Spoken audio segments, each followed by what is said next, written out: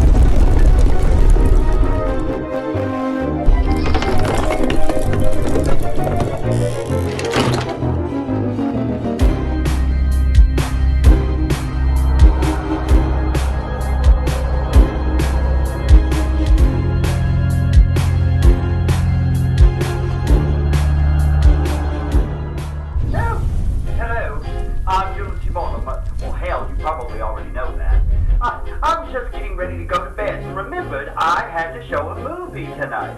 So I got myself a shot of whiskey and picked out a real doozy. Tonight's film is in 3D. I hope you have your little red and blue glasses. The name of the film is called The Maze from 1953. I don't really know who exactly is in it, but it was made during that famous 3D craze where they did films such as Gorilla at Large, Moana Devil, Creature from the Black Lagoon, and The Wonderful House of Wax. Anyway, it's about a gentleman who inherits a castle in Scotland. Then he goes to Scotland, and his wife and housekeeper stay behind. And then when they go to the castle, he's gotten a lot older, and he's more irritable. And, well, like that's something strange. Nowadays, he'd probably just be on some sort of drugs or something. But anyway, there's a lot of creepy things that happen, and it ends up with a giant frog sitting in the middle of a hedge maze. I know that all sounds great. But anyway, grab your 3D glasses, because we have a cast with a friendly Ghost 3D cartoon, audioscopic 3D short on how to use your glasses, and then of course the feature presentation itself. And trust me, we're all going to look goofy in those glasses, even though I'm about as goofy as they come. All right, I'm going to go get me a big old bowl of popcorn, and I'll join you in the cinema. Go on in and enjoy tonight's performance of The Maze.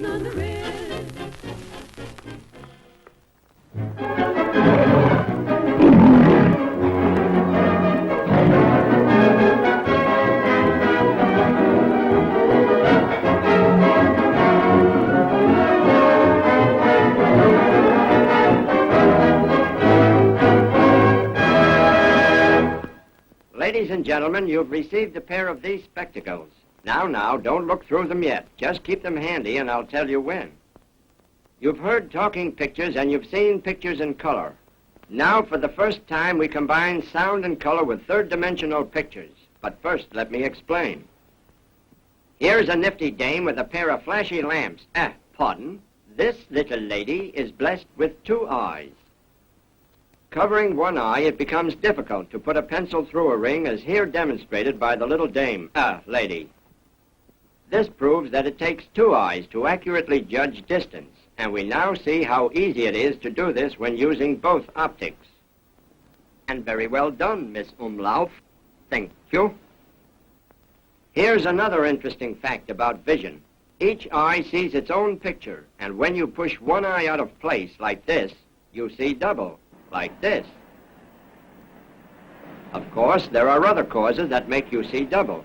For instance, let's experiment with this charter member of the Benevolent Order of Barflies. Hey, Yifnif, how many fingers do you see? At least 6. Right, he does see 6. Alcohol makes each eye see a separate picture. If Miss Umlauf had one eye like the Cyclops, life would be rather flat for her. The ordinary camera has one eye and makes flat pictures, pictures of only two dimensions, height and width. And so, kiddies, just as it takes two eyes to see properly, the camera needs two eyes to take two separate pictures, thereby making things stand out in relief. And now, folks, get ready with those spectacles. If, like her and me, you already have four eyes, make it a total of 6, like this. Hold them in your right hand, the long side to the right. Place the red window over your right eye. Red over your right eye. Catch 'em? Now keep them there, please. Ready? Here we go. An approaching object comes up and smacks you right in the puss, as it were. You will note that the pictures are absolutely stereoscopic, that is, they show depth. The general idea seems to be that this little girl wants you to kiss her dog. How's about it? Here. And by the way, folks, can you use a clock? Here, take it. All right, we'll give you another chance. Here it comes again. Reach for it this time. There, grab it. A little nerve test. She's going to explode this right in your eye. Presenting Eva Sova.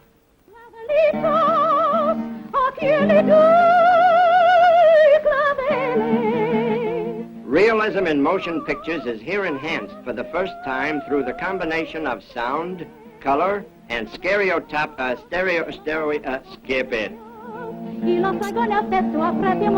Cuidado, señores, con su schnazola.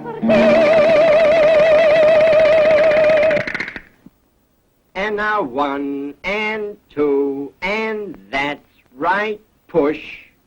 But customers, watch out, or you'll be kicked in the mush. Okay, Tilly, you can put those stilts away now.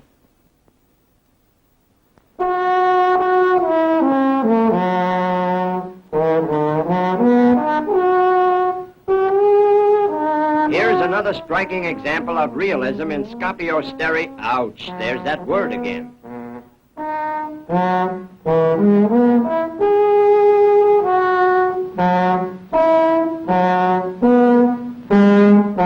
Watch out. Hey.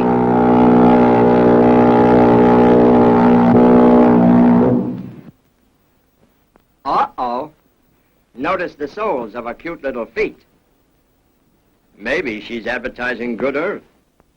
By the way, folks, there's an old gent out there sitting in the third row center. He seems to have taken a sudden interest in this picture. Watch out, Pappy. If a rope breaks, she'll land right in your lap, you hope. Land sakes, I wonder where they dug up this picture of me. Oh. Nice. Bring the kiddies. Ah, Big Chief Jack Bennyhorse, eating his 6 delicious flavors. Gooseberry, raspberry, elderberry, peach, garlic, and herring. Have a bite? Here's a trick our magician told me he created especially for the ladies. Abacadabra, and what's this? A mouse. Now I'm sure the ladies just love mice. Well, here he comes. Ah, old man Yifniff, and still shellacking the tonsils. Well, Pop, you might be polite and offer the folks a drink. Drink? No. Shelter? No, please. Too bad, girls. I hope he didn't ruin your finger wave. Okay, you ball players, let's see you catch some hot ones right over the old platter. Strike! Well, it was practically a strike. Duck, folks. Strike, tuh! This one's going to hit you right between your eyes. Ouch! Strike 3! And now it's a beautiful day, so we're taking you for a ride along Riverside Drive, New York. My, now isn't this just too stereoscopic? Goodness, there's that word. I said it. We're now motoring over the Washington Bridge, which spans the Hudson River. Ah, there's nothing like riding in a big, comfortable car behind a careful driver. See that? We missed that truck by a mile. Well, an inch. But don't worry, our chauffeur's driven me 10 years with never an accident. As I was saying, 10 years without a single accident. Why, this driver has never scratched a fender. Watch out, friends. We're looking for a guy who came into this theater on a pass and complains because we keep him awake. Careful, pal. You might hit a cash customer by mistake. Oh, don't shoot.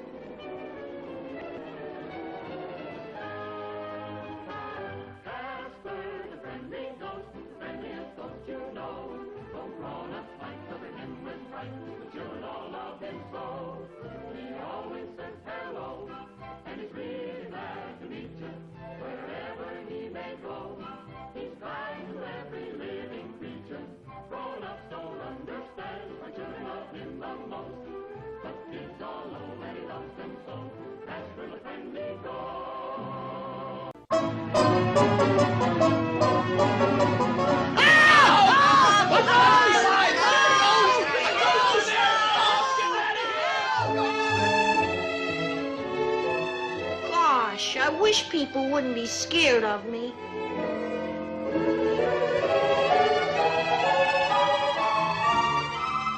Here you are, folks. See the wonders of the moon. Only 10 cents. Here you are, folks. See the wonders of the moon. Only 10 cents. May I have a look, mister? Sure, sonny. Step right. Huh? A nose!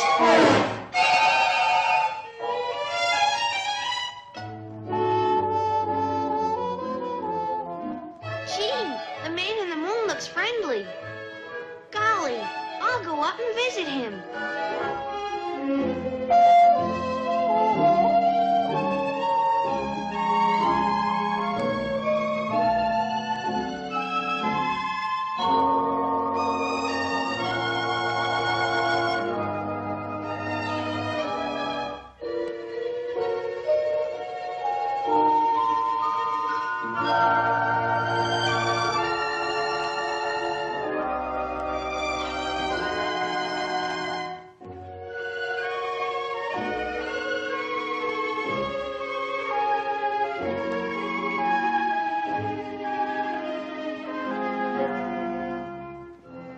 Gosh, there's no man in the moon. Nothing but rocks and holes. Oh, I'm tired.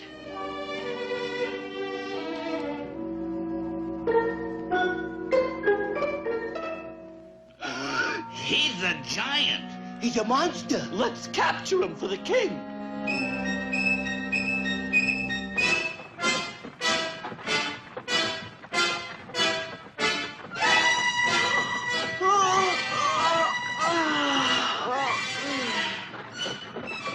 Golly, moon people. They're real cute.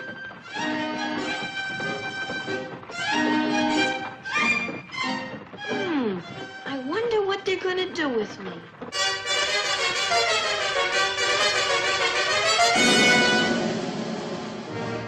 His Celestial Majesty, the ruler of the moon, King Luna.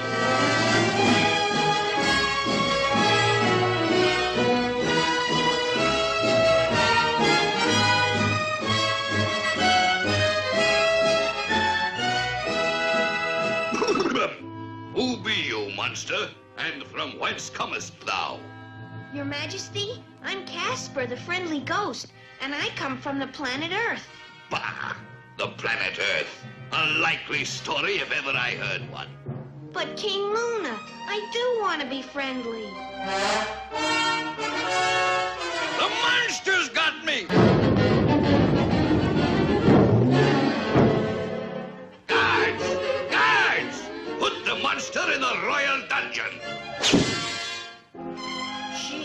Even the moon people are afraid of me.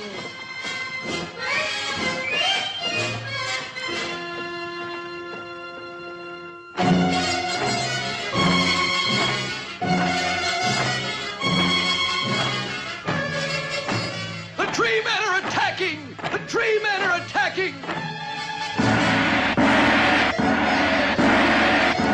To the walls! Defend the city!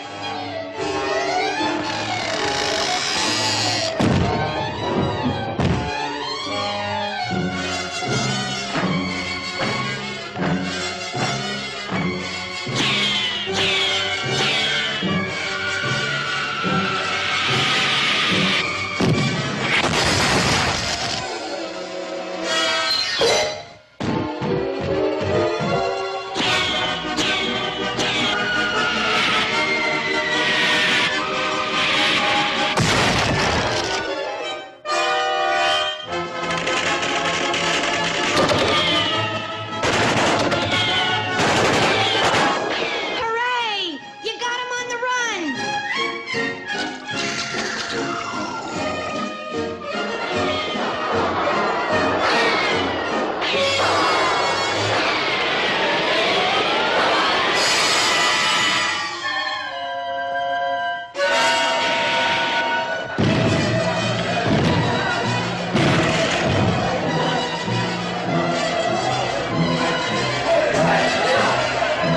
Come on, men! Keep fighting!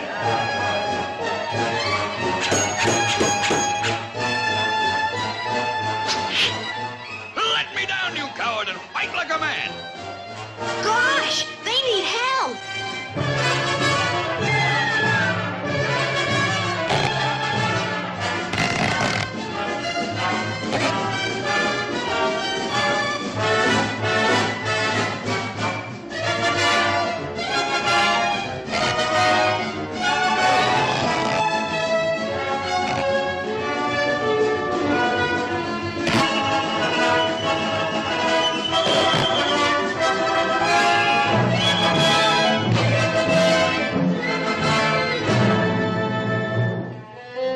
For your valiant defense of my people, I knight thee, Sir Friend Casper.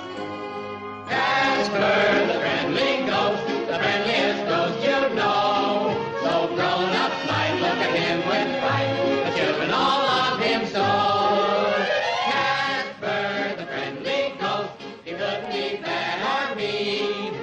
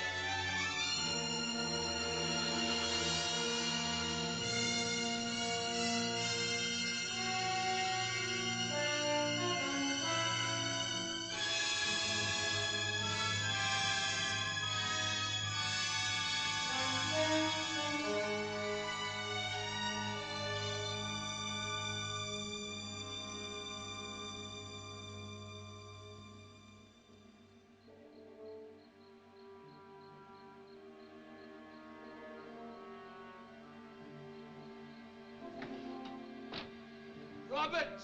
Robert! Coming, William!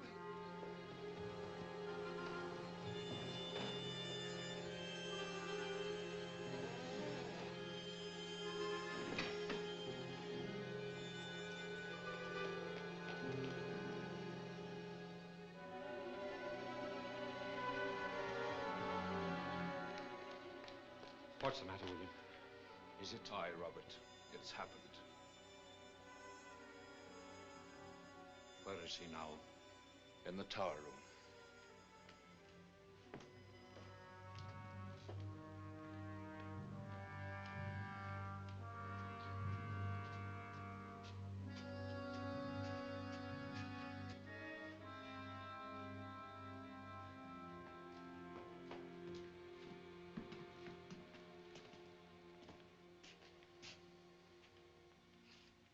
What must we do now, William? Get a doctor first, then.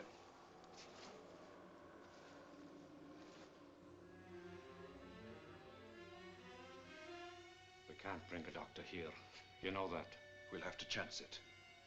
Get him downstairs to one of the bedrooms while I go to the village. What about Mr. Gerald? I'll get in touch with him and tell him that he must come here to Craven immediately.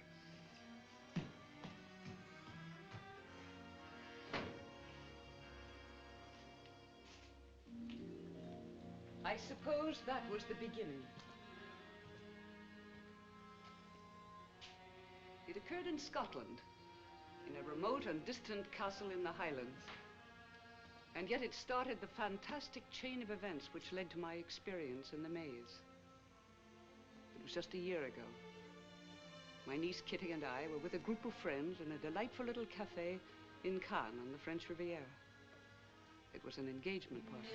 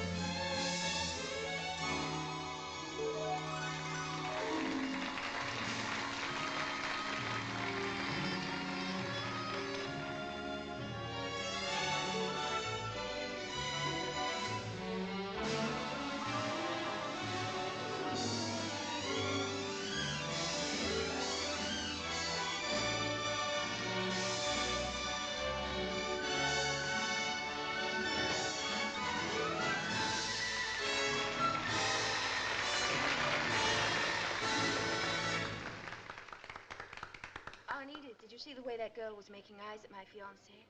Honestly, it makes me wonder what you'd be doing if I weren't here. I should probably be out looking for you, just as I've been doing most of my life. You see why I'm marrying him, Aunt Edith? He always says the right thing. Well, I've always mistrusted glib men before. I'll have to make an exception in your case, Gerald. Thank you, madam. Well, it seems to me that as the prospective best man, I'm entitled to at least one dance with the bride-to-be. That's before Jerry takes her over, for better or worse. May I, Kitty? Of course, Richard. Oh, stop smiling, Gerald. You're supposed to be jealous. You know, Aunt Edith, this being in love is an extraordinary thing. It makes me realize all the years I wasted without being in love. Gerald, do you think your uncle, Sir Samuel, will come to the wedding? Sir Samuel? Oh, no, I should think not. He's kept himself locked up in that miserable Craven Castle ever since I can remember. Why, I've heard it's a beautiful place. Maybe it is from a distance. Do you know that in all these years, not a single improvement has ever been made at Craven? No electricity, no telephone, no central heating system, nothing. How long since you've been there? 15 years. When I was there, they had the most fantastic set of rules. My uncle used to lock me in my room every night. Then there was a maze, an overgrown maze, and a gate with a padlock on it. Just one more place that I was forbidden to visit. A maze? What on earth for? Who knows?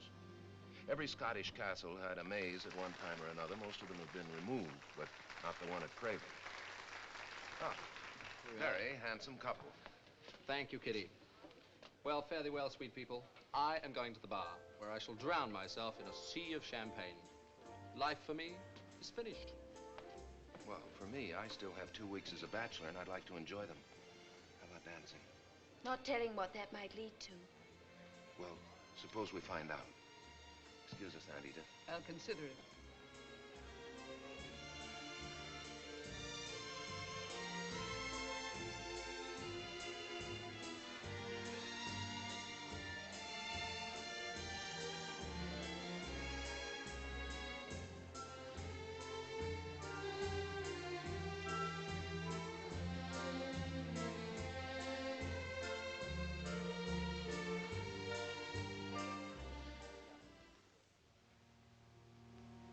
Gerald's words about Craven Castle and the McTeam family worried me.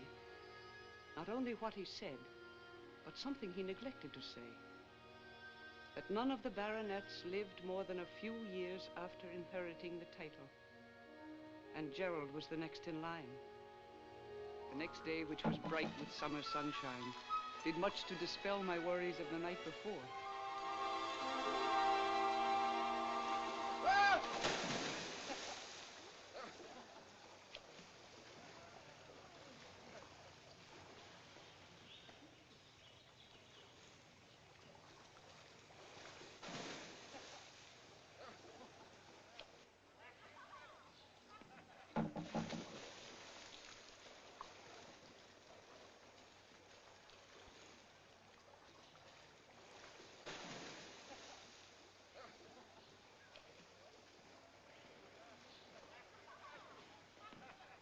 Aunt Edith! Oh, the water's wonderful, Aunt Edith. You ought to try it. This just came for you, Gerald. Express letter. Express letter? Who could be that anxious to get in touch with me? Your Uncle Samuel, I imagine. It's from Craven Castle. Craven Castle? I haven't had a letter from there in 15 years. What is it? It's for William, my uncle's butler. He says it's urgent that I come to Craven as soon as possible. Oh, Gerald, I'm sorry. When must you leave? Well, I'm not leaving anywhere until you and I are married. Oh, but darling, that won't be for 2 weeks. And if it's urgent, you better go right away. Maybe your uncle's ill. But we scarcely know each other. We don't mean anything to one another. I suppose you're right. I'm sorry, darling. I'll get back just as soon as I possibly can. After all, I'm having a wedding in a couple of weeks, and I wouldn't like to miss it. Glad to hear it. Well, don't look so glum, Aunt Edith. You know, in a way, it'll be a good thing to get rid of Gerald for a few days because we can go shopping for my trousseau and not have him watching all the French models. Oh, and that's particularly what I was looking forward to. I'll go up and change right now. I'll catch the noon plane for London. The sooner I get up there, the sooner I get back. I'll see you in a few minutes, darling. Mm-hmm.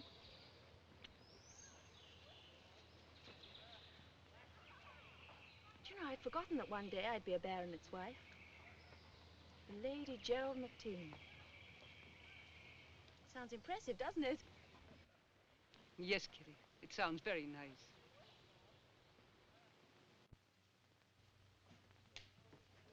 Good afternoon. Bonjour, mademoiselle, madame. Has the late mail come in yet? Oui, mademoiselle. I'm sorry, there's no mail for you today. Thank you. We should have heard from Gerald by now, Aunt Edith. It's been a week. He's probably been very busy. I'm sure you'll hear from him soon. I'm worried about him. Something's wrong, I'm sure of it. I'm going to telephone him. Kitty, there are no telephones at Craven Castle. Gerald told me so. No telephones, but there must be. No. He said the castle is just as it was hundreds of years ago. No electricity, no telephones, no modern improvements at all. I'll go to the telegraph office and cable him then. He's probably on his way back here now. Well, he certainly would have let me know if he was. I'm going to cable him.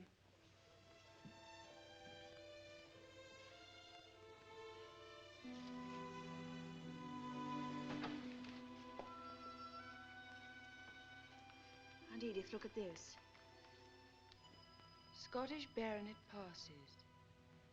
Sir Samuel McTeam, Bart, died at Craven Castle, Scotland, of a heart ailment this past weekend. He was 45 years of age. Sir Gerald McTeam, his nephew and successor as baronet, has announced that the burial services will be private. Poor Gerald. This must be why we haven't heard from him. I'm sure it is. He's had to make arrangements for Sir Samuel's funeral and probably lots of other things, too. I'm sure we'll hear from him now. Of course we will, dear.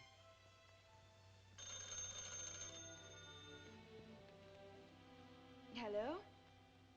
Yes, this is she. Oh. Yes, I understand. Thanks for calling anyway. That was the telegraph company. They sent through a tracer on all my cables to Gerald, and every one of them was received at Craven Castle. And none of them was answered? No. Kitty, I think Gerald silences his answer. Oh, he's probably busy with the funeral. How long does it take to scribble an answer to a cable? Oh, my dear, I'm afraid it's obvious now that Gerald does not intend to see you again. If that were true, he would have said so. He would have written some sort of explanation. Forget him, Kitty. I can't, I won't. It's all very well to be brave and hopeful, my dear, but how long are you going to wait? As long as it takes. I love Gerald, and I know him. Something's happened. Some sort of trouble. But whatever it is, he'll work it out, and then we'll hear from him. All right, dear. We'll wait. There's probably a very simple explanation for it all.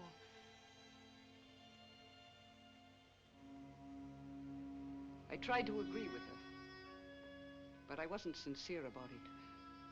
I had the awful feeling we would probably never hear from Gerald again. I was wrong. 6 weeks later, a letter came from Gerald, addressed not to Kitty, but to me.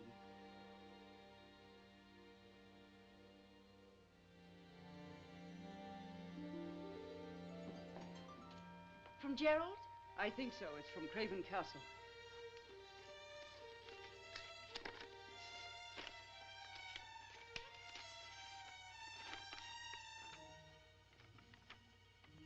Dear Aunt Edith, I thought at first that I would be able to arrange things. Heaven knows I've tried. But now I realize I cannot. It's impossible.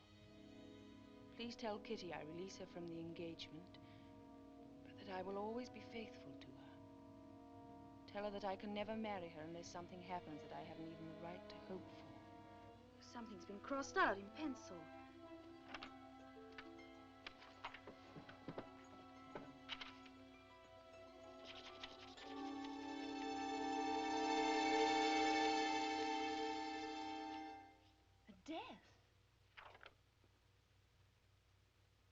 Tell her that I can never marry her unless something happens that I haven't even the right to hope for it would be a death. Death, but whose? His uncle died weeks ago. Kitty, I don't know what it means, and I don't want to know. Well, I do. Gerald would never wish for anyone's death. You know that. Perhaps not, but the fact is that well, Gerald... something's happened to him. This letter, it's so strange. Why, just a few weeks ago... It has something to do with that castle. Of course it has. If you think I'm going to let a crumbling old castle ruin Gerald's life and mine, too, you're very much mistaken. What are you going to do, Kitty? I'm going there to find out for myself.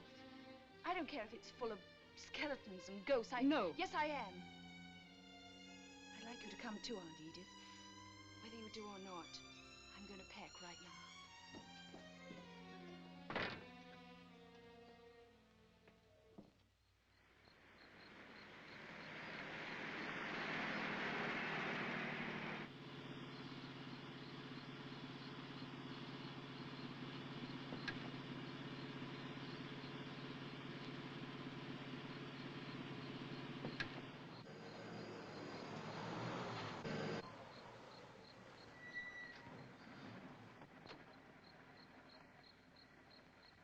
Are you sure this is the right place? Aye, that's Craven Castle.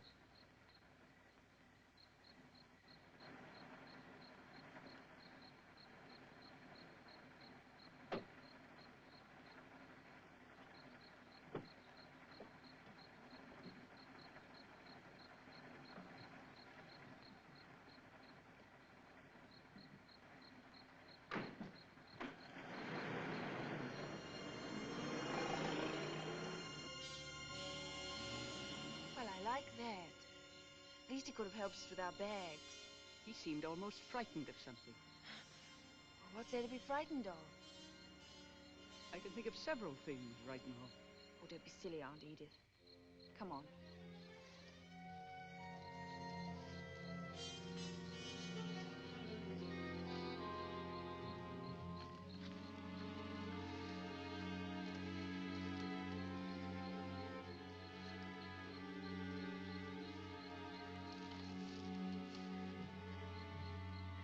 should have waited until tomorrow. I feel as if I'd stepped into another world. It's sinister, all right.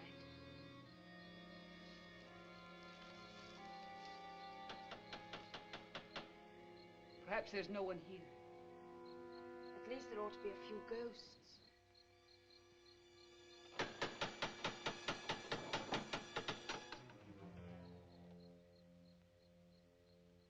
Yes?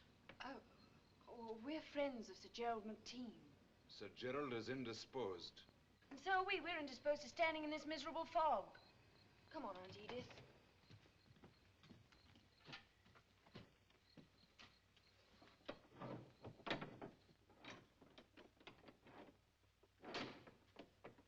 Will you please inform Sir Gerald that he has guests? Tell him his fiancée and her aunt are here to see him. I beg pardon? You heard me. His fiancée, Miss Catherine Murray. Yes, miss. I'll tell Sir Gerald.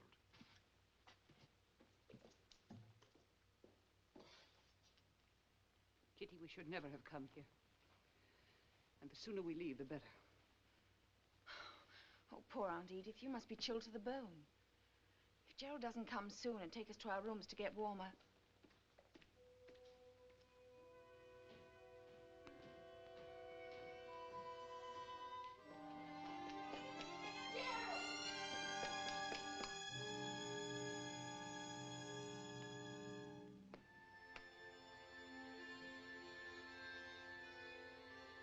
You shouldn't have come here. You're wrong, Gerald. I should have come a long time ago. What's the matter? Tell me. Didn't you get my letter? Yes, Gerald, I received it. Well, then there's no excuse for your being here. I'll expect you to leave at once. We're staying, Gerald. We've been traveling for hours and we're cold and hungry. William. See the ladies to one of the bedrooms. Follow me, if you please, ladies. Robert will bring your bags. Thank you, Gerald.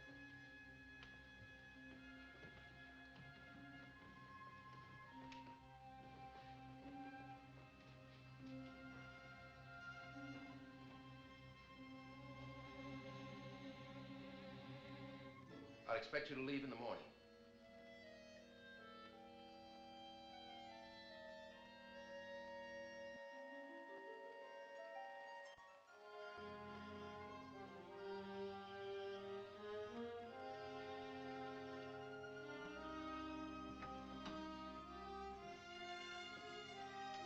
These are your rooms, miss.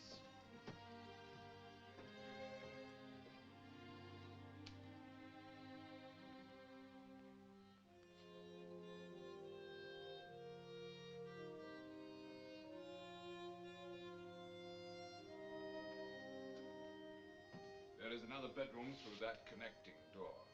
Thank you. Would you mind bringing us some hot tea and some more wood for the fire, please? Yes, miss.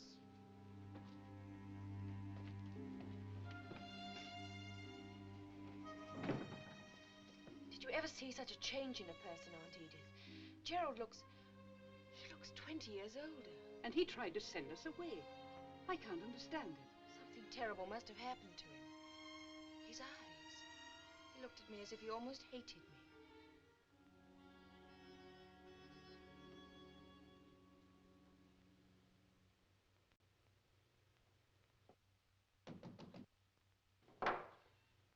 Yes?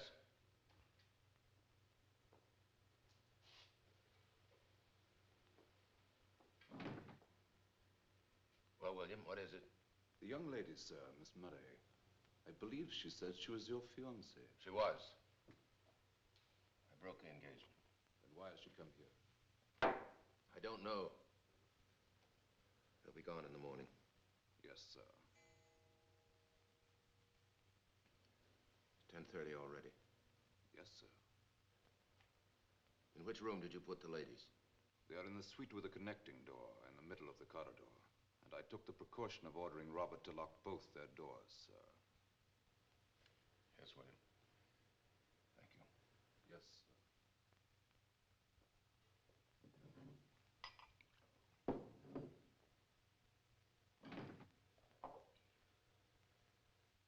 tea? Yes, thanks. I can't seem to get warm. I know what you mean. Oh, what a miserable place this is. Is indeed.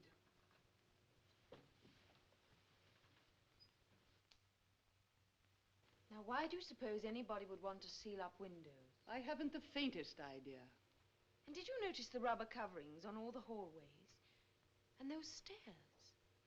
They're the strangest looking stairs I've ever seen. Each step is like a platform. Everything about this place is strange. I can't tell you how delighted I should be to leave it. We can't leave, Aunt Edith. Not until I've at least tried to help Gerald. He's sick. He must be to look the way he does. Kitty, whatever has happened to Gerald, there's something evil. I can feel it in this place.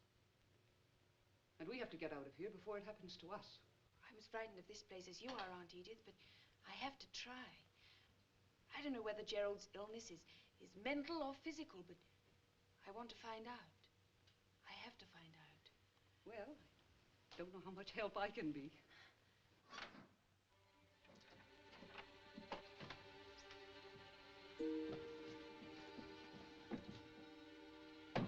Open this door.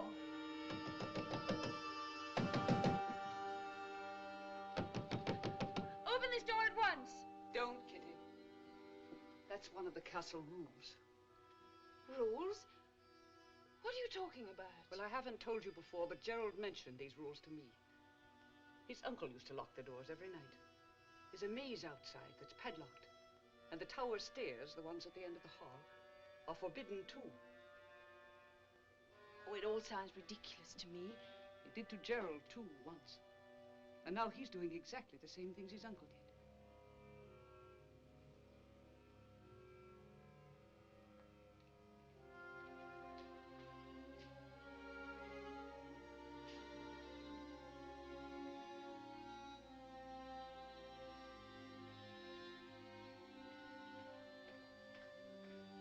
Sir Gerald.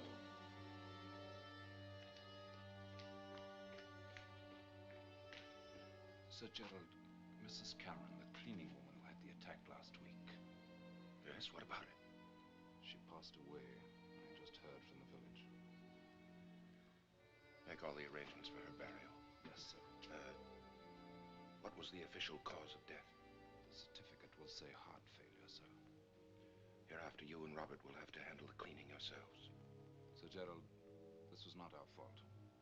The woman was told not to go into the maze. I know that. If you must have help, don't engage any more women. Yes, sir. Thank you, sir.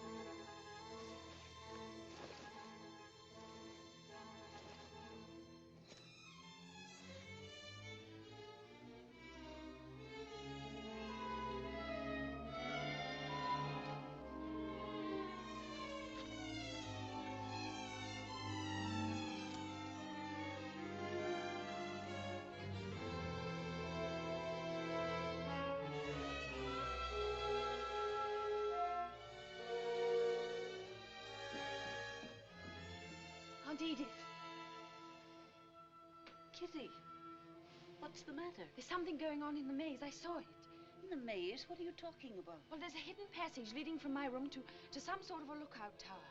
Look, get your robe on and I'll show you. No, thank you. I'm not that interested. I could see the maze and there was somebody in it. In the middle of the night? What on earth were they doing? I don't know. I suppose it's all connected somehow. Our door's being locked and everything. Kitty, whatever is going on in this place must be something horrible. What made this change in Gerald? And the sooner we leave, the better off we'll be. I'm beginning to think you're right.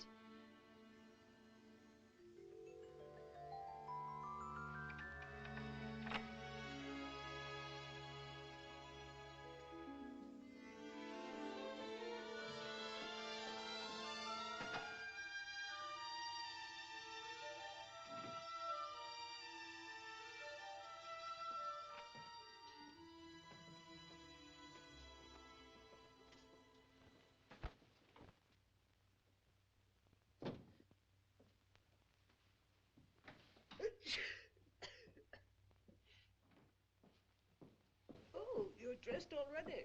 Well, it would only take me a few... Bless you. Thank you. This miserable fog. I seem to have got a little cold. I didn't get back to sleep last night. I've been thinking. We can't leave this morning. And why not, I'd like to know? Well, I don't feel any differently about Gerald now than I did before, and I'd like to help him if I can. I haven't even tried yet. He won't let you, Kitty, you know that. He told us we had to leave. Excuse me. If I could only figure something out. That's it. You have a bad cold. What on earth are you talking about? It's only a simple head cold. I feel... Well, you'll have to stay in bed for a few days, and I'll tell Gerald that you absolutely cannot leave. I don't think it will work, Kitty. I'll make it work. I'll get you some breakfast.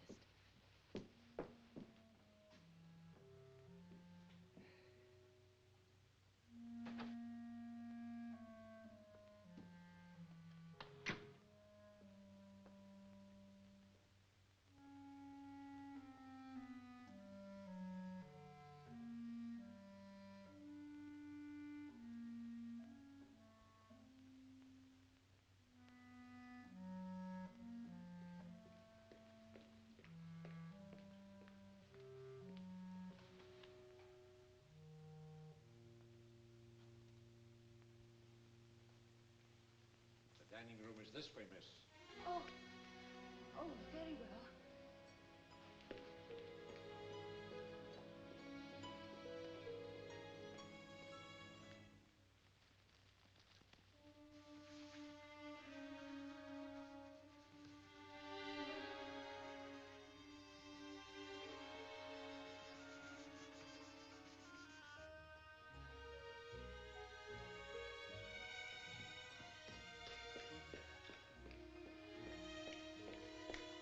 Good morning, William. Good morning, miss.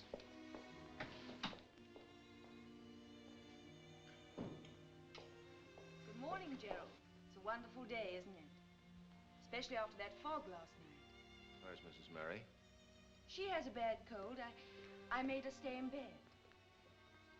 If you don't mind, I think I'll go into the kitchen and fix her something on a tray. In bed, you say? Oh, it's not serious. In 2 or 3 days... That's impossible. I want you and your aunt to leave here this morning. I'm sorry my presence disturbs you, Gerald. There's not much choice now. Aunt Edith simply must not get up until she's completely recovered. You had no right to come here. This castle is no place for you. Yes, it is, Gerald. Don't you understand? My place is with you, wherever it is. What's happened to us? What's happened to all the dreams we made together? Why are you acting this way? I'm not acting anyway. I merely want you and your aunt to leave. Gerald, I want to help you. My feelings haven't changed, and I don't think yours have either. I said in my letter that I can't marry you. And I can't. If your bags are packed, miss, I'll bring them down now. We're not leaving.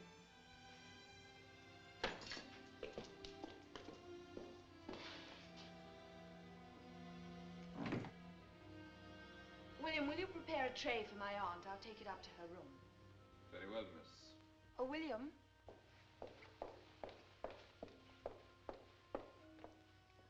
I'd like to ask you something. What's happened to Sir Gerald? I beg pardon, miss. Can't you see he's ill?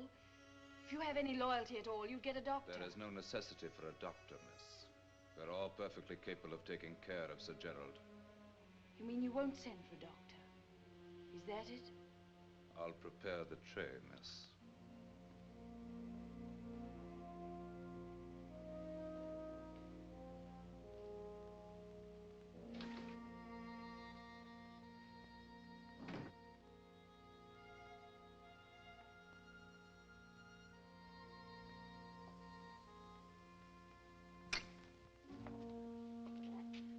Is there something you want, miss? Yes, will you tell William that I'll take my breakfast with my aunt in her room?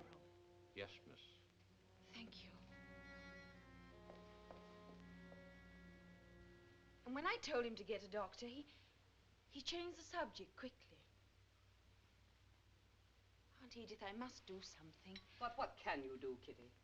If Gerald won't tell you what's troubling him, he certainly wouldn't tell a doctor. If we could get him to see a doctor at all. You've given me an idea. We'll make him see a doctor whether he wants to or not. Now, what are you talking about? Bert Dilling. We'll invite him and Margaret here and... That's too obvious, Kitty. Gerald knows very well Bert's a doctor. Besides, he wouldn't allow you to invite anyone here, you know that. Gerald doesn't have to know until it's too late to do anything about it. I know. I'll tell Bert to bring Richard and Peggy Lord along, too. That way it won't look too obvious. You mean just have them drop in? Well, it's not entirely impossible. I mean, they could have been motoring through Scotland for the weekend and... Kitty, I hope you know what you're doing. I do, believe me. Anyway, he can't be alone in this castle too long. I mean, these people are his friends. And a gathering like this might help him to forget whatever it is that's troubling him. For a while, anyway. I hope it works. It has to.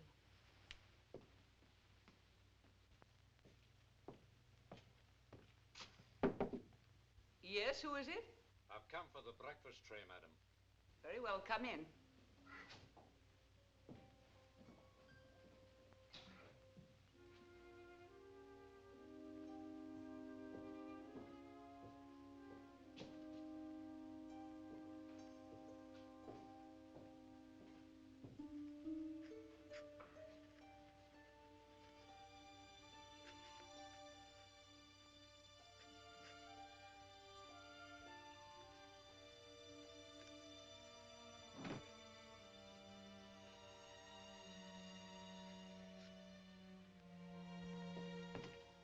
The young lady's writing a letter. Very well.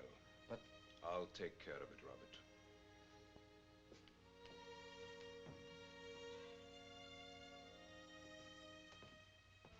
Aunt Edith, how do you think this sounds? Dear Bert, I haven't time to explain everything, but it's most urgent that you come here to Craven Castle. Gerald is sick, and his servants will not call a physician for him, and I'm sure he would refuse to see one himself. Please come, Bert, and bring Margaret with you. I think Richard Roebler and Peggy Lord should come also, so it will look like a social visit instead of a professional one. There is no time to lose, Bert. Please get here as soon as you can. Kitty. I'm sure that will bring him, Kitty, but how are you going to get it posted? Oh, I hadn't thought about that. Don't worry. I'll get it posted.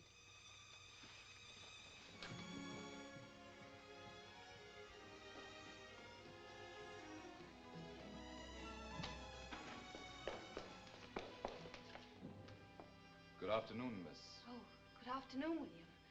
I'll post your letter for you, miss. Oh, no thank you, William. I'll post it myself.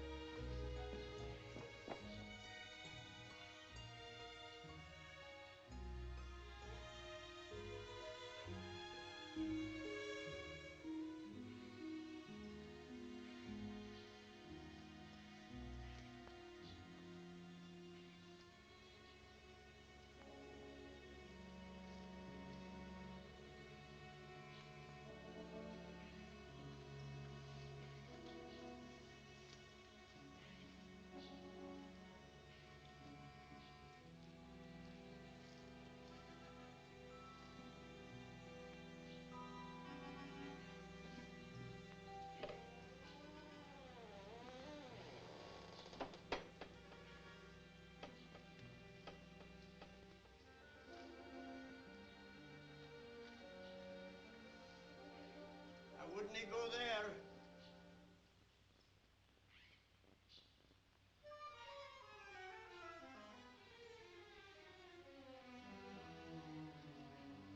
Good morning. It's a beautiful day, isn't it? Aye, miss. Are you lost? Lost? Oh, no. I'm a guest of Sir Gerald's. I'm staying at the castle. A guest? A craven? Yes, Sir Gerald and I are engaged to be married. Well, what's the matter? I wish you the best, miss. I'll pray for you. Thank you. I'd best be on with my work, miss. I'll be saying good morning. Oh, I have a letter I'd like to post. Would you tell me where I should wait for the postman, please? I'll be meeting him, miss. I'll give him your letter.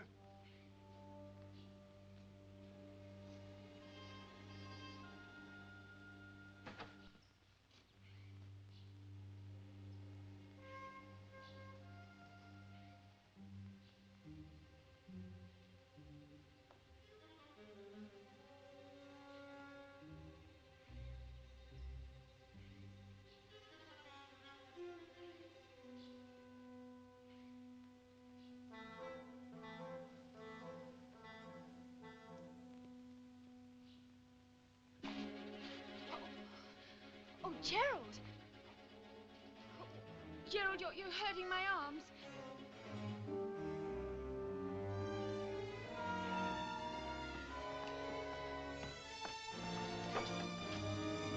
Stay out of here for the rest of your visit.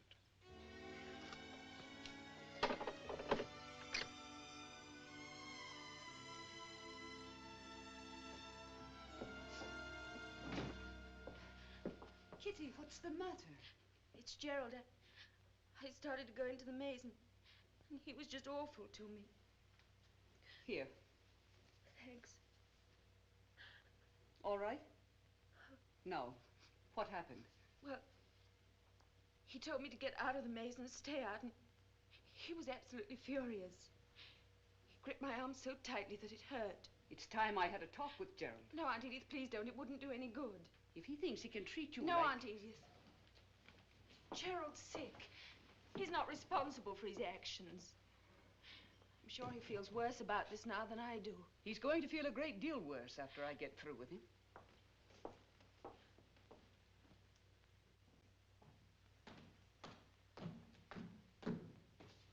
William. Where is Sir Gerald? Sir Gerald is occupied. Please tell him I wish to speak to him immediately. I'm sorry, Mrs. Murray. Sir Gerald left orders not to be disturbed. I don't care what orders he left. I must see him now. I'm afraid that's impossible. Perhaps tomorrow morning. Please excuse me.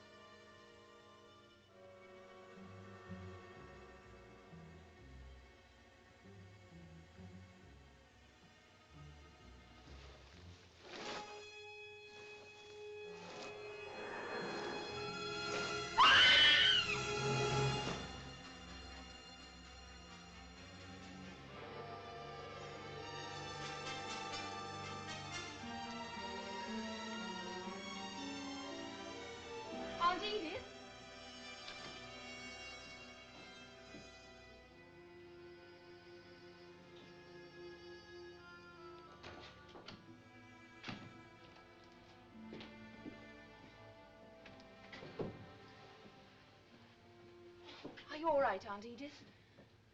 What was it? You fainted. Gerald, I went to your room and I saw something. Something horrible. It was the most horrible thing I've ever seen. What did you see, Aunt Edith? What was it? It was something alive. I saw it move. It was your imagination. Aunt Edith does not imagine that sort of thing, Gerald. There's nothing upstairs except my quarters, in which I insist on privacy. Obviously, the only way I can have that is to lock my uninvited guests in their rooms. Hereafter, make sure that the guests are in the rooms before you lock the doors. Yes, sir.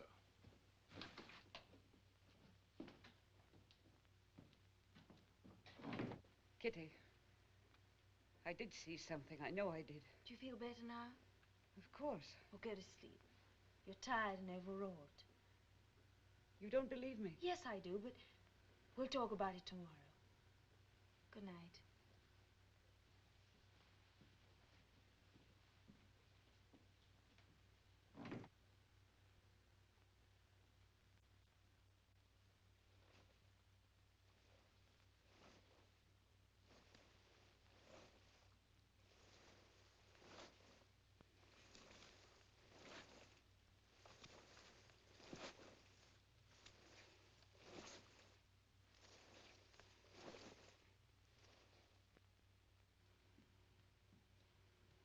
Are you awake, Aunt Edith? Of course I'm awake.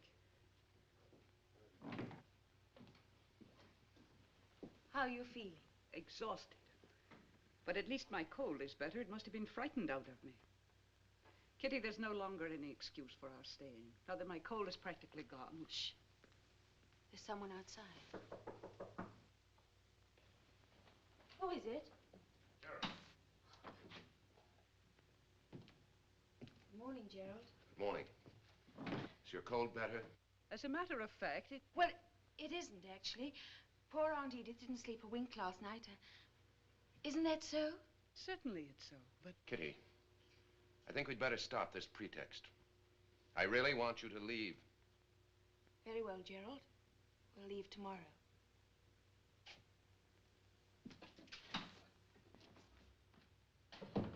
Kitty, what can you possibly hope to accomplish by staying another night in this place?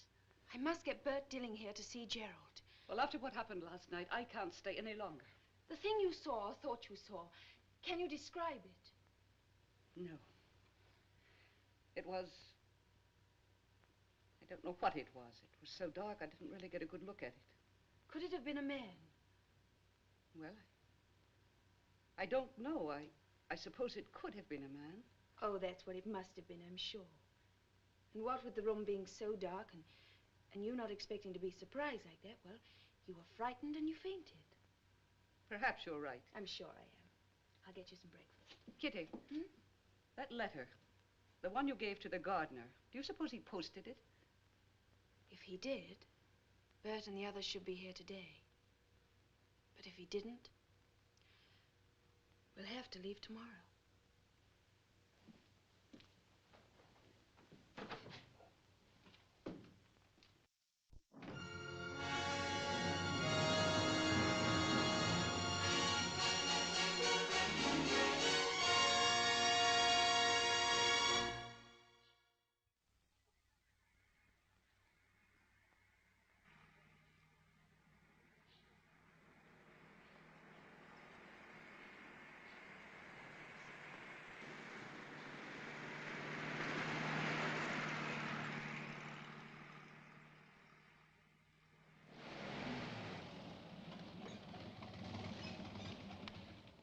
Well, lovely old place, isn't it?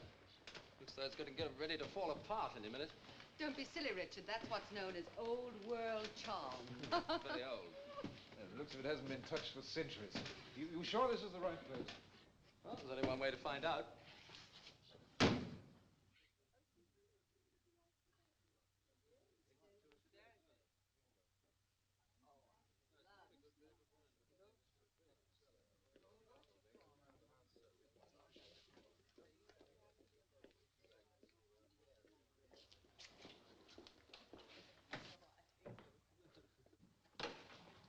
Kitty, how Hello. are you?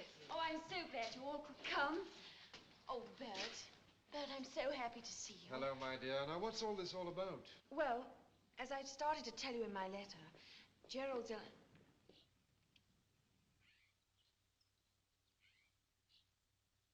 Hello, Jerry, old boy. Gosh, it's good to see you. Hello, Jerry. You know, we were out driving in the country and we suddenly found ourselves in the Highlands, so, well, we thought we'd drop in. Gosh, a marvelous place you've got here. So this is McTeam Manor. Well, my boy, what does it feel like to be a baronet? You know, it looks as if you might have some good shooting up here. We brought our guns, you know. It's a wonderful place, Gerald. I'm glad we came. Do you know, I've got the most wonderful news stories to tell you. Well, they'll sound much better over a couple of drinks. Gerald, our friends have been driving all day. I think they'd like to rest a little before supper. William. Yes, sir. Show my guests to their rooms.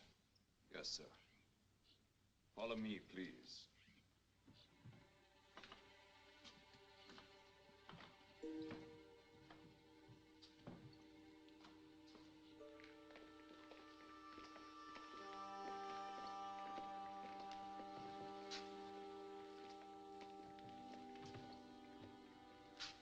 Kitty. I'd like to talk to you. Of course, Gerald. I'll see you later.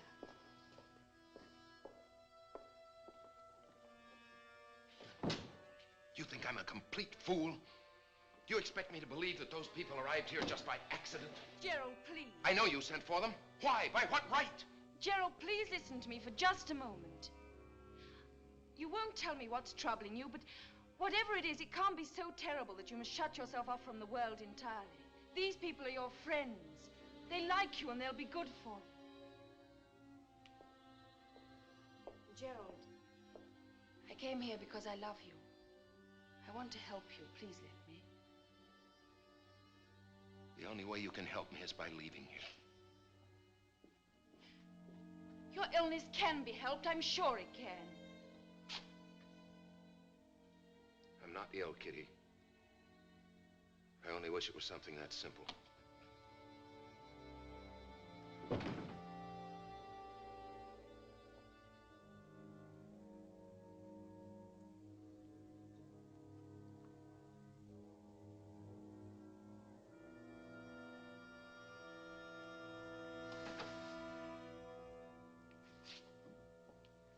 I beg your pardon. Thank you.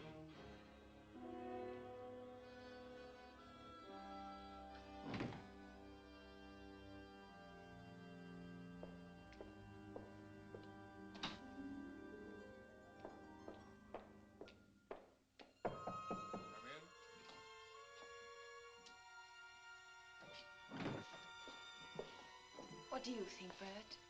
Well, I don't know what to think, Kitty. He looks very bad, but not exactly ill, as far as I can tell. You mean you don't think it's physical? That might mean that he's... Insane? I don't know. It's obvious he won't submit to an examination. I've just got to observe him as best I can. Well, we'll keep him distracted if it's possible to do it. Yes, I think that's the thing to do. Don't watch him too obviously if you can help it. And keep being as cheerful as you can. I think that's a good idea.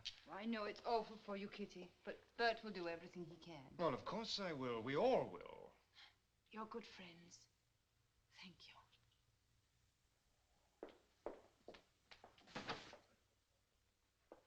Are you sure you feel well enough to come down to dinner? Yes, I feel fine. I told you it was a good idea to bring dinner dresses, didn't I? I knew we'd find use for them. Yes, but I'm not at all sure yours is the right kind to wear in a dismal place like this. Certainly it is. I have no idea how I look. I can only see a few square inches of myself at a time. None of your inches is square, and they all look very nice. Now stop fishing and let's go down to dinner. I'm hungry. Oh, you must be starving. You've had nothing but liquids for days. Maybe we'll have a very nice time. Maybe.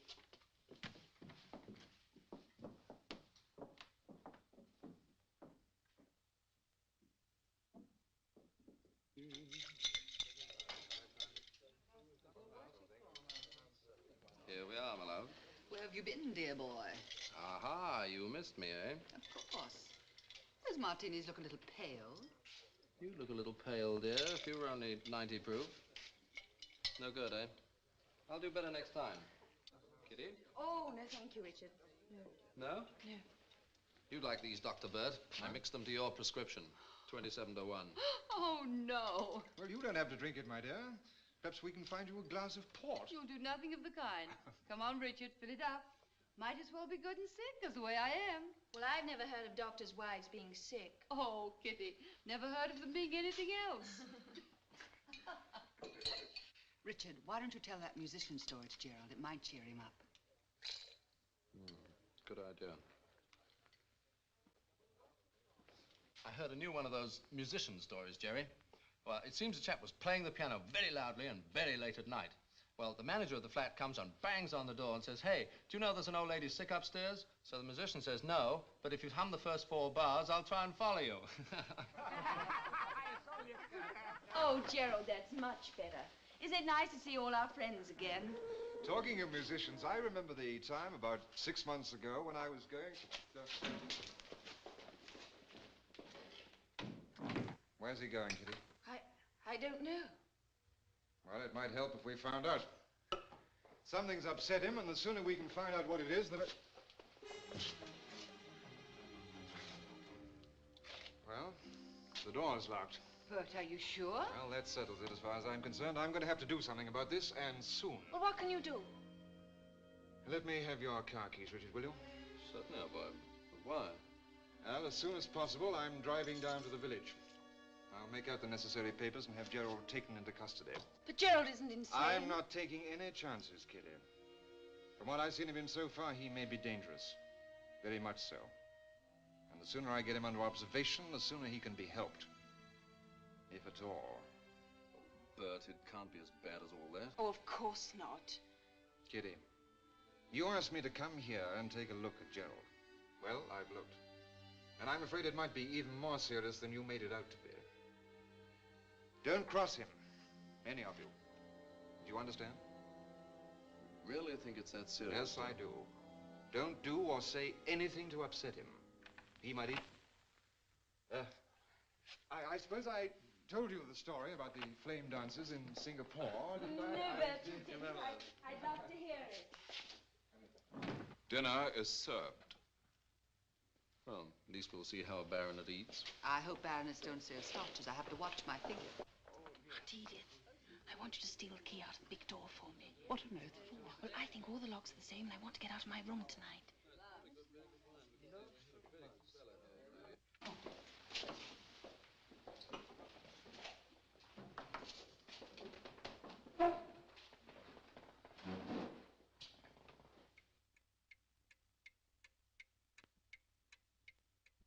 And there I was, you see, with that maddened elephant in front of me and a whole tribe of fuzzy wuzzes behind me. Now, why do you suppose they call those people fuzzy wuzzies? Well, that's just what they call the men, Ducky. They call the girls. Oh, just a moment, young man. We'll have none of your miserable jokes right after a lovely dinner. Miserable jokes? I was just going to quote Kipling like Bert always does. Now, in India's sunny clime, where I used to spend my time, a servant of Her Majesty, the Queen. Excuse me. There are certain rules in this castle, and I'm afraid they must be observed. You'll all be expected to be in your rooms at 11 o'clock, and it's almost that now. But Jerry, really, I mean... It's all right, Jerry. As a matter of fact, I'm very tired. As you can see, I'm not equipped for entertaining here. It's been very nice to see you all, but I must expect you to be gone in the morning. Oh, and please don't be alarmed if your doors are locked during the night from the outside.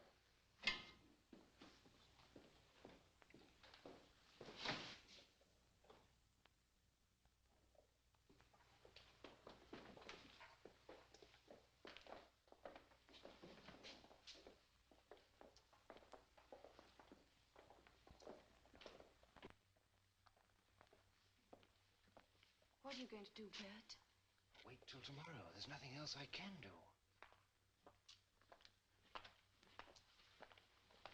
Did you get the key?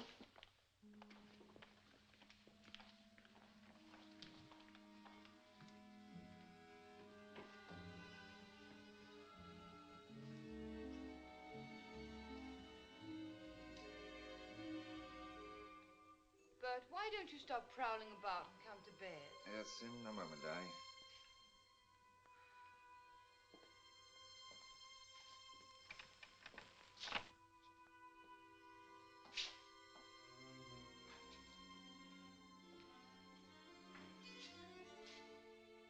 do with that? Well, nothing, I hope. But if it becomes necessary, I'll shoot the lock off that door. But you really think Gerald's dangerous? Yes, I'm afraid it's possible. I looked up the McTeam family history when I got Kitty's letter. There seems to be a pretty strong indication of some sort of congenital illness. All the baronets died while they were still young men. Sir Samuel, Gerald's uncle, was only 45.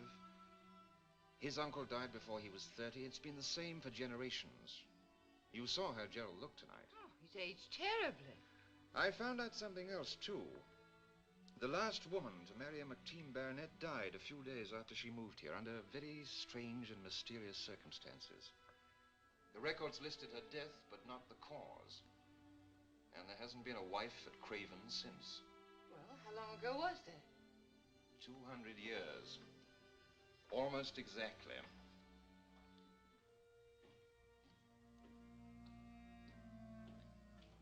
Roberts. Did you take the key from the great hall door? No. It's missing. Are you sure? Yes, I noticed it after the guests had retired to their bedrooms. Do you think one of them? I don't know, but we'll have to search every bedroom until we find it. 11:30. We won't have time now. No, but first thing in the morning. What about Sir Gerald? Should he be told? No. No. I hope it was not one of the ladies who took the key. You know what happened to the cleaning woman? Aye.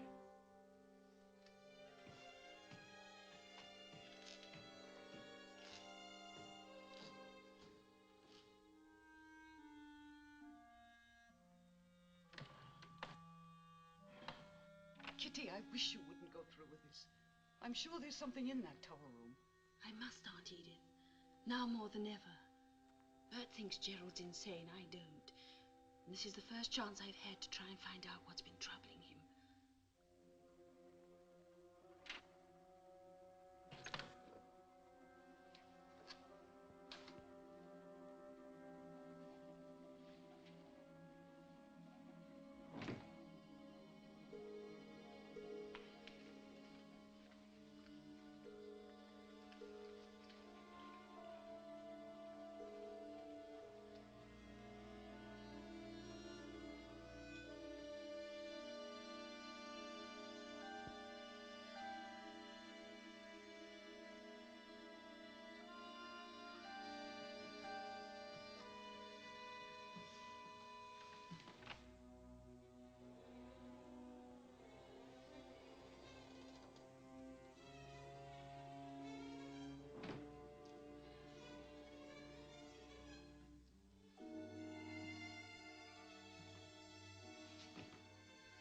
There's no furniture in here at all.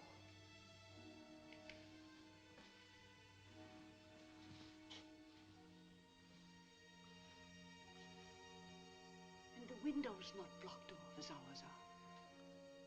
I wonder where that door leads to.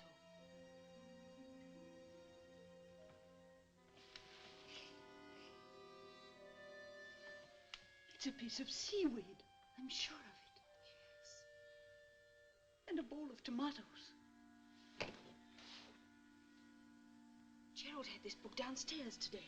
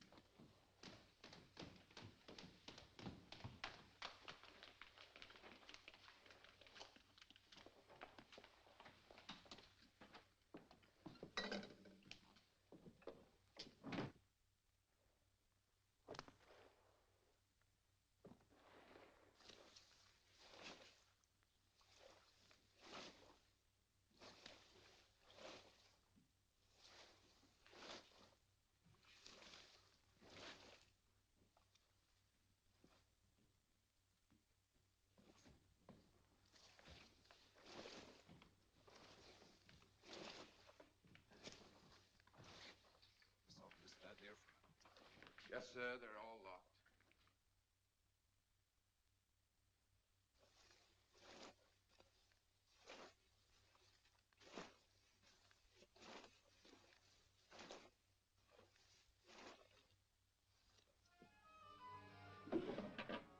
What are you going to do, Kitty?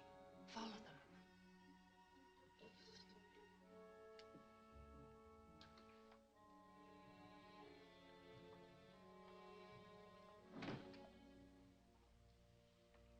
Look at this. I saw a mark just like this one inside the maze gate. What is it? I don't know. But I'm sure of one thing, Aunt Edith. Whatever the mystery is, it's a person. How do you know that? Well, didn't you hear Gerald say, "Yes, sir, they're all logged"? He was talking to someone we haven't seen yet. Kitty, are you thinking what I am? Teratology. The study of monstrosities. Poor Gerald. The secret of craven It's is so horrible that he won't marry you.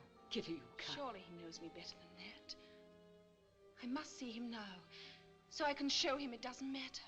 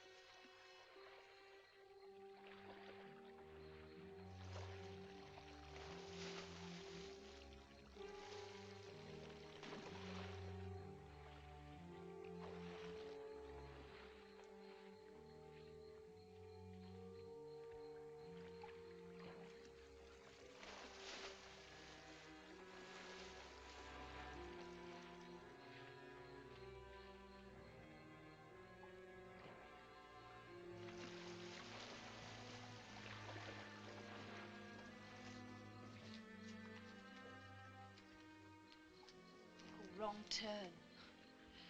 We'll probably make a lot of those before we get to the center. I hope you're counting them so that we can find our way out again.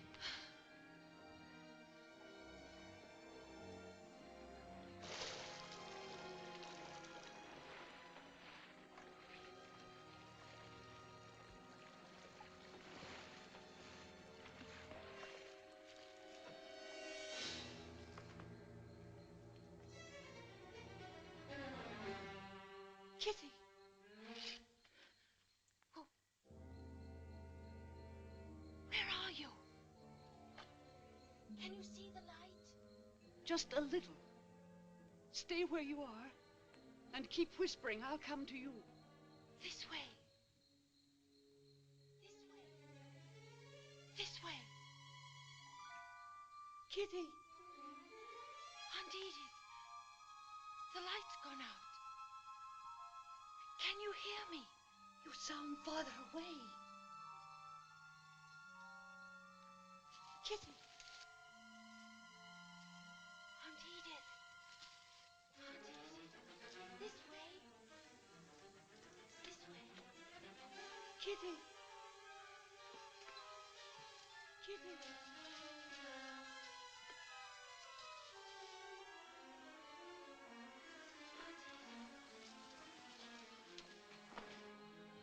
Can you hear me? Aunt Edith! Kitty! Where are you? This way. This way.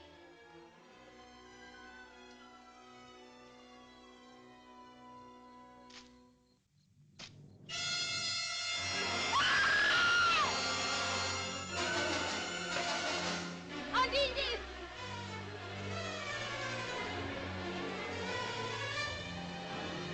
Aunt Edith!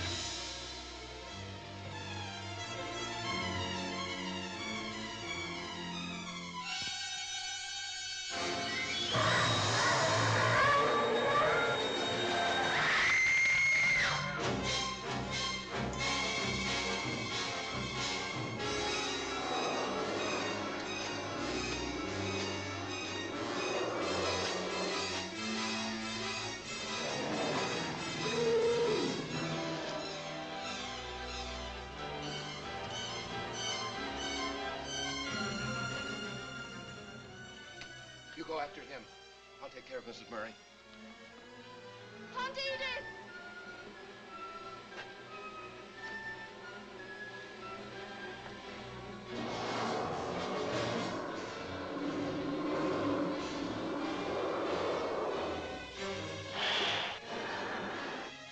Kitty! Oh, Aunt Edith!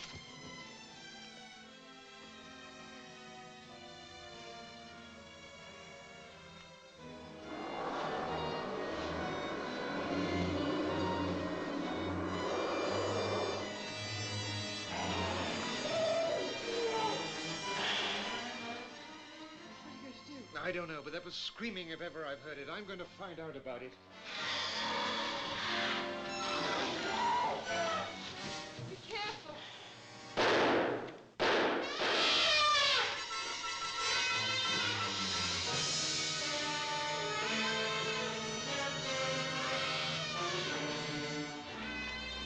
No, Dr. Jones! Shut your nose!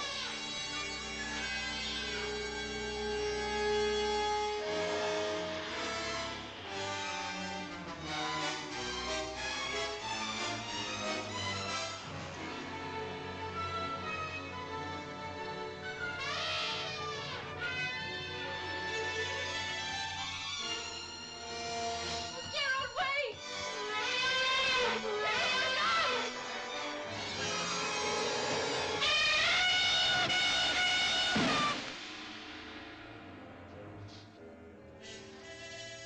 Bert, drop that gun.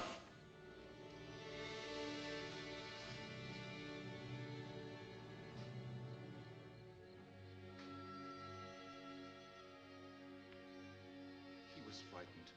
I tried to tell him that he was safe, but he wouldn't listen, Sir Gerald. When he tried to climb out of the window, he was too strong for us. I know, William. It wasn't your fault. Carry him inside.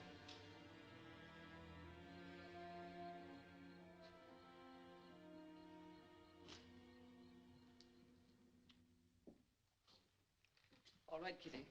I'm ready whenever you are. It will be all right, dear. Try not to feel too bad. Why couldn't I have minded my own business? Why did I have to come here? Yes, come in. I beg your pardon. If you would be so kind, the master would like to see you in the dining room. All the guests are waiting there. The master? You mean Sir Gerald? Yes, miss. He's the master now. Good morning. Hello. Good morning. Well, now we're all accounted for. At least we didn't lose anybody in the excitement last night. Oh, darling. A little early, isn't it? You're mistaken, my dear. It's almost too late. Will anyone join me? Now that you mention it, it is getting rather late, isn't it?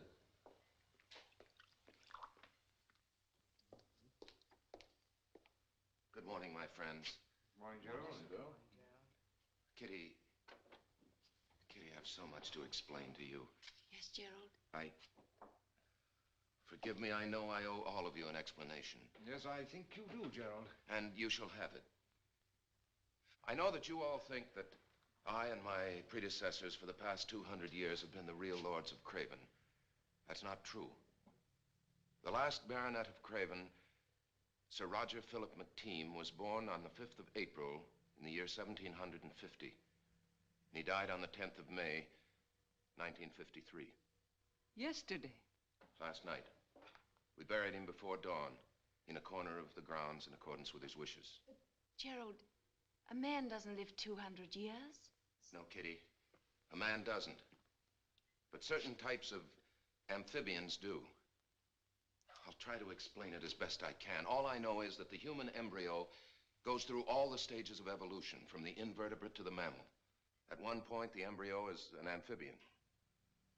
Sir Roger never developed beyond that stage physically, but he continued to grow and develop mentally. For over 200 years, he suffered the torture of knowing he was a monster and feeling he was a man. And he administered the estate all those years? He did. The nephews, grandnephews, great-grandnephews succeeded one another here at the castle. We bore the title of baronet. Yet our true function here was merely to carry out his orders and hide the family disgrace. He couldn't bear for anyone to see him except his nephews and the staff here at the castle. That's why he was so upset last night, Kitty, when you surprised us in the maze. He meant you no harm. He was merely trying to hide. Oh, I see. In spite of everything, he did have certain pleasures. Very often at night, he'd insist on our taking him down to the pond in the maze. He'd take off his cloak and throw himself into the water, his natural habitat. His bed in the tower was a mattress of seaweed, without pillows or sheets or blankets. We buried him in the maze near the pond, where he spent the few moments of contentment of his entire life. I'm sorry. I shouldn't have come here. No, Kitty, no, it wasn't your fault. His own rules of secrecy were at fault. He knew that. If he'd allowed his existence to be known, no one would have thought of him as an evil creature. But he was too proud and too weak. So were we all. Well, now you know it all. I'm sorry for the fright I must have caused you all. Most of all, Kitty, I'm sorry for the anguish that I caused you. All I can say is, my own has been almost unbearable. Kitty and Gerald are married now. They live in the old castle very happily. Everything has been changed and modernized, except for one place, the grave of Sir Roger.